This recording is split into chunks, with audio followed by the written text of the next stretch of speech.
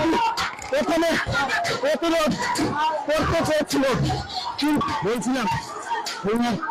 আওয়ামী লীগের অফিসের সামনে বিক্ষুব্ধকারীরা কিন্তু তারা রক্ষা করতে পারেনি, তারা কিন্তু চলে গিয়েছে এবং এই শিক্ষার্থীরা কিন্তু তাদেরকে ধাওয়া করে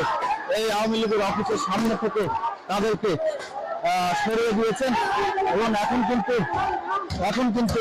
যেটি আপনাদেরকে দেখাচ্ছি এই পুরোটা এটি কিন্তু এই বিক্ষোভকারীদের দখলে এবং তারা কিন্তু এখন এখানে তারা বিক্ষোভ করছেন এবং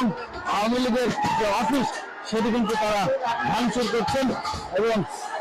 আমরা কিন্তু সেই চিত্র আপনাদেরকে দেখেছি এবং নেতা কর্মীরা এখানে উপস্থিত ছিলেন, তারা কিন্তু তারা প্রতিহত করার চেষ্টা করেছিলেন,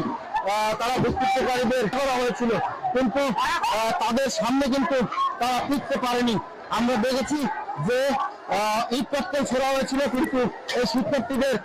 সামনে তারা টিকতে পারেনি, তারা কিন্তু তাদের আমরা দেখছি যে